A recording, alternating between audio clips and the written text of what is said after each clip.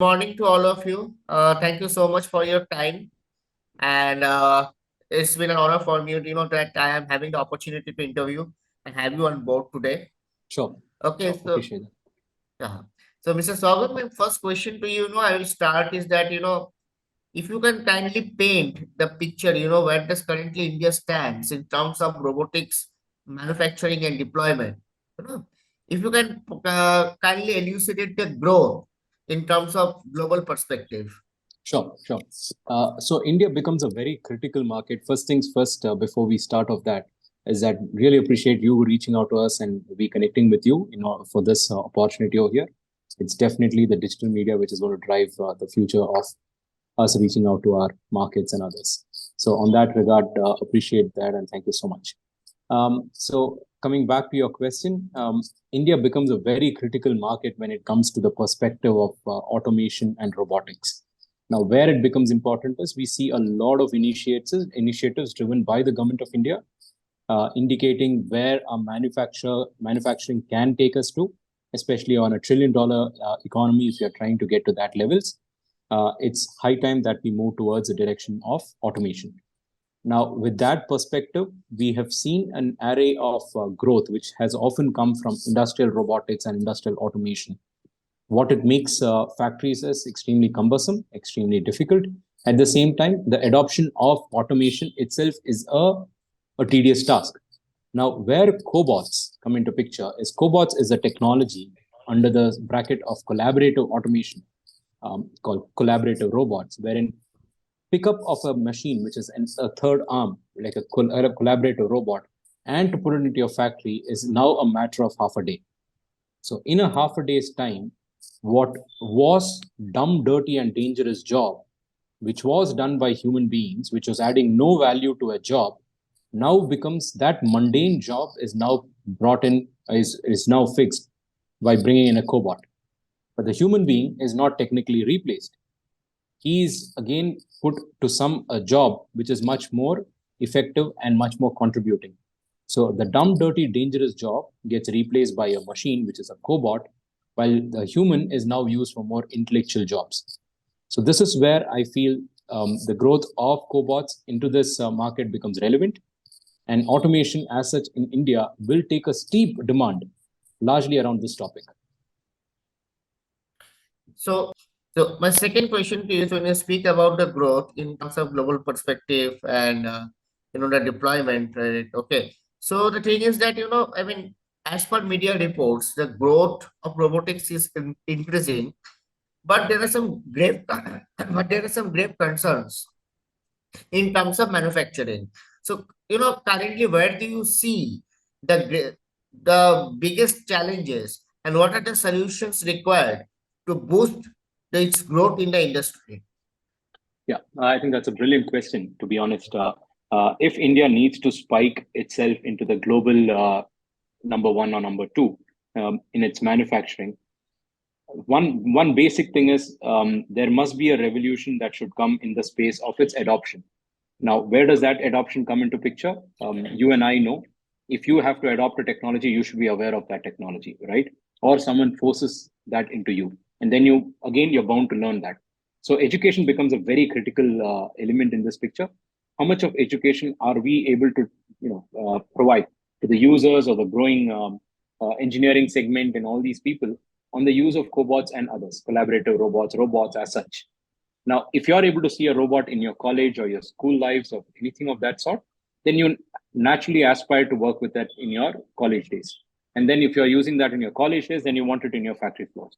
If you're using it in your factory floors, then you think as a management in a management role, you think there could be an increase in your productivity or Yeah. anything for that matter because you've seen it on your shop floor.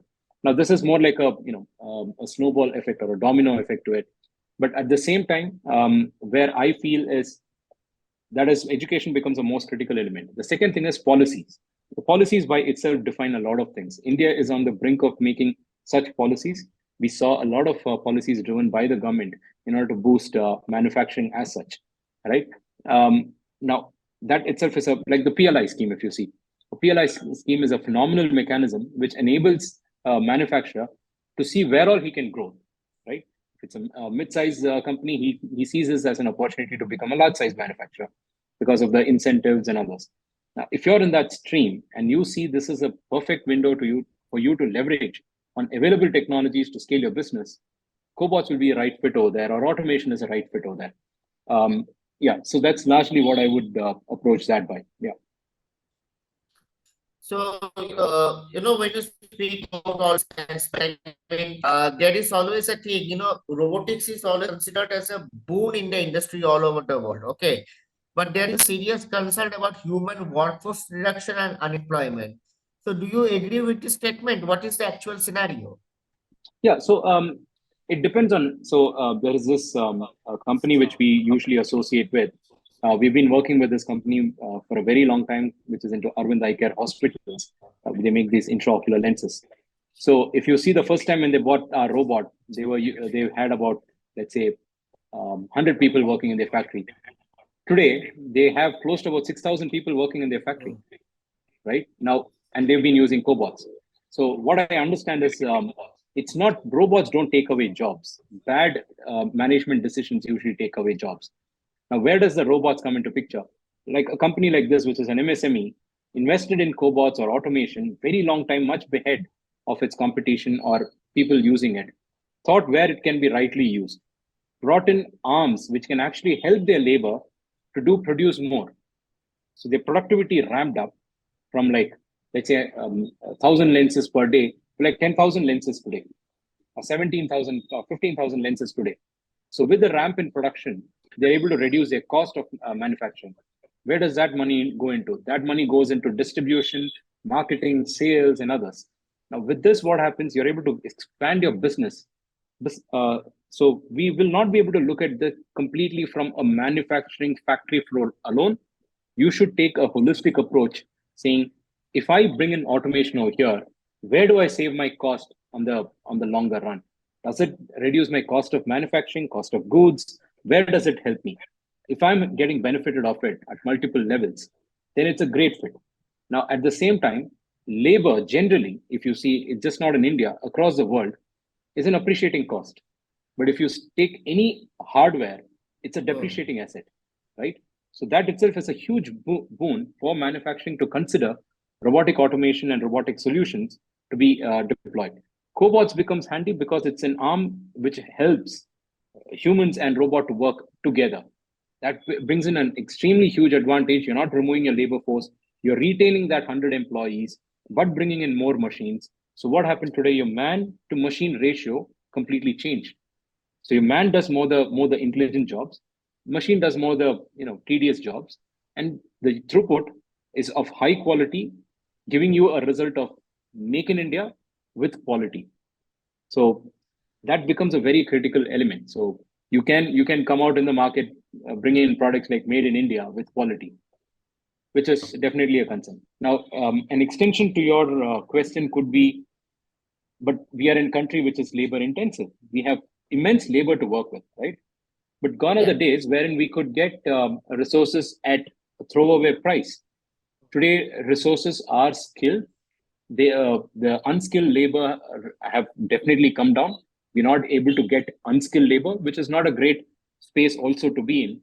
Because imagine this, you and my family picking up a component from a factory floor and loading onto a CNC machine. Doing that is a task, it's not a job.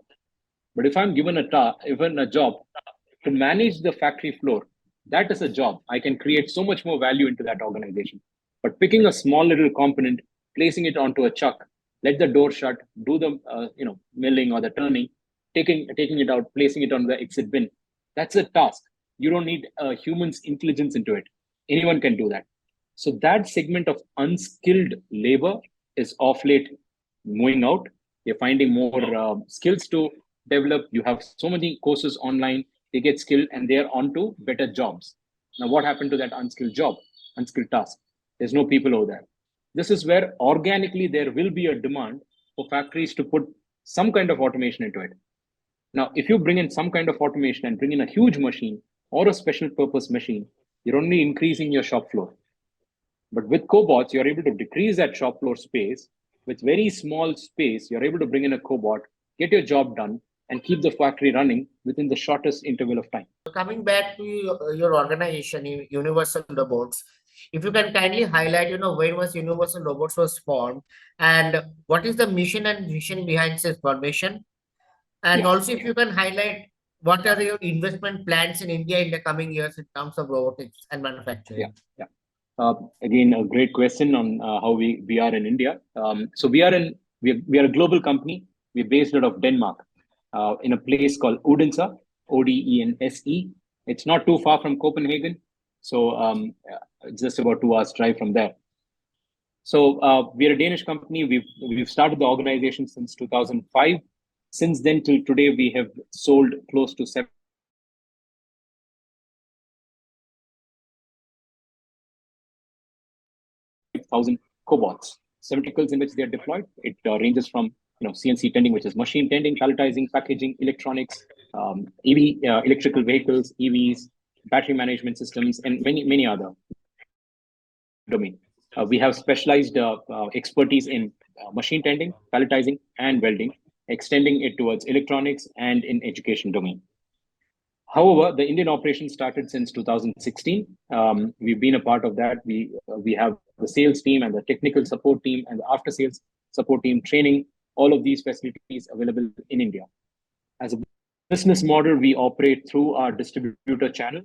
We go through our distributors to the end users and support them build solutions and applications. When I say distributors, they're also system integrators. So as a family, we work as a principal. We work with our extended partners, which is distributors and system integrators, which form the family. So this is where we are. So that's largely the constitution on which UR is built. We also have authorized training centers coming up in India. So that's the plan. As we scale in the few years from today, you will see more investment coming into the training setup in India, on the application expertise in India. We'll see more resources driving specific businesses in India, which will help scale our operations.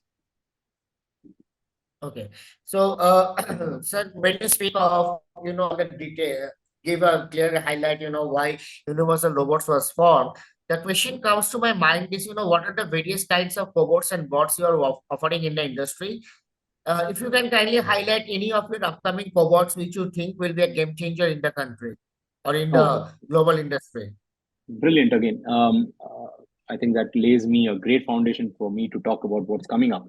So we are, like I said, we are only a arm manufacturer, a robotic arm manufacturer called Collaborative Robots from Universal Robots, right? So we currently have a lineup of 5 robots, which ranges a payload from 3 kilos all the way up to 16 kilos. That was our range.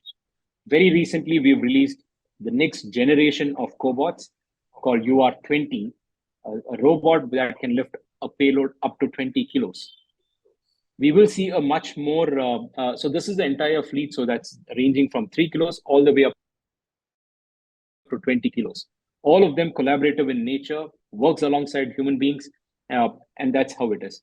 Coming to the vision and mission of the state company, we have a mission to make automation accessible to all. That's what our mission is. That's what we are driving towards. We want to make automation accessible to all. But when we do that, our simple vision is we want to create a world people work with robots and not like robots. I hope you got it right.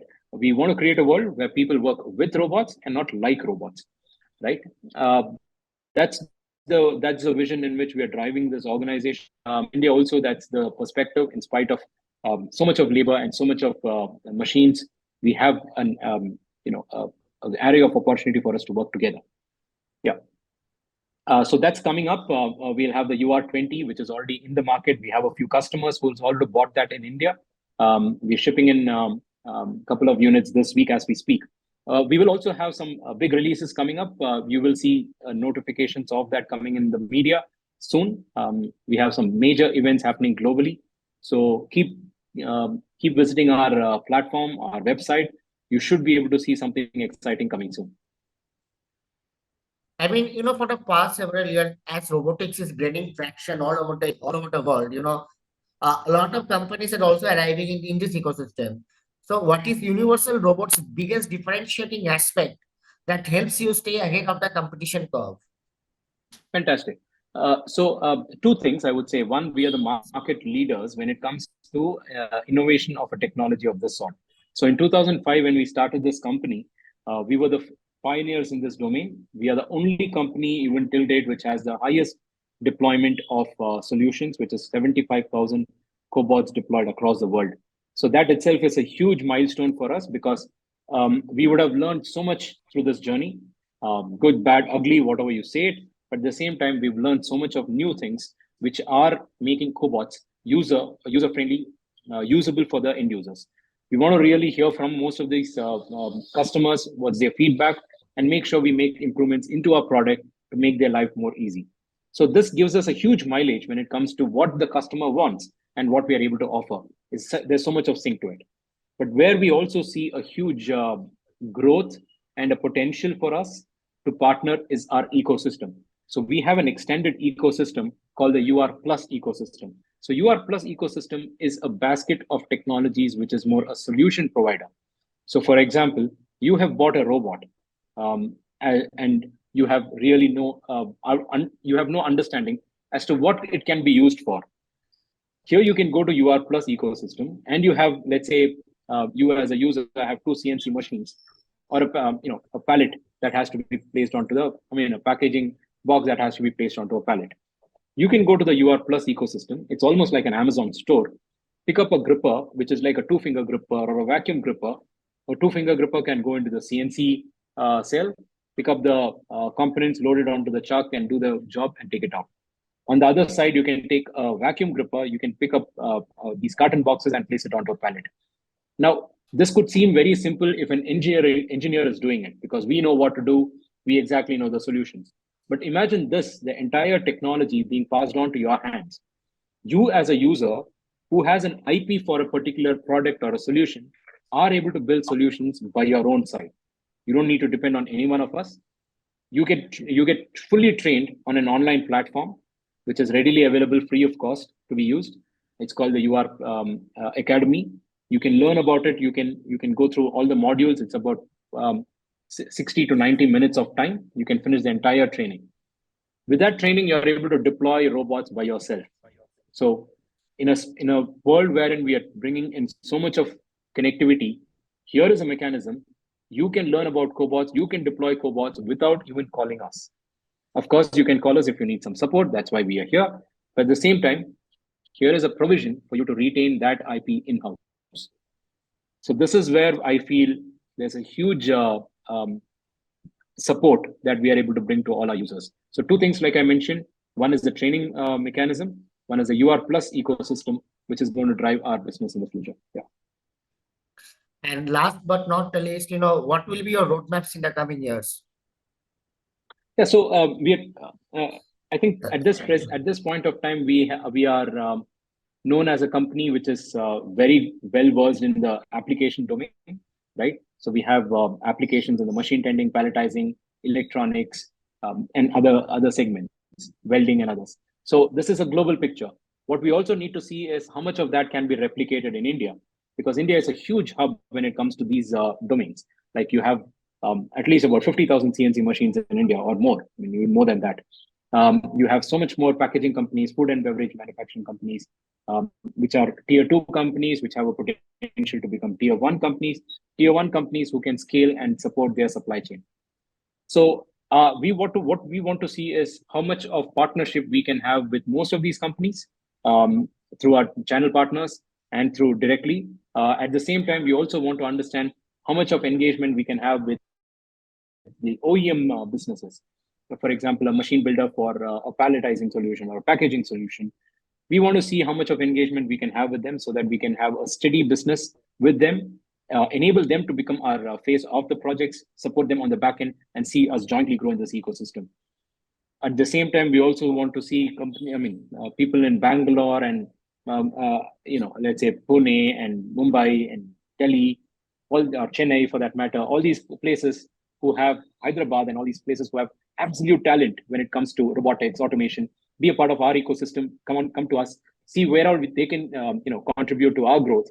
share their thoughts to us so that we can improve on what we can deliver to our customers.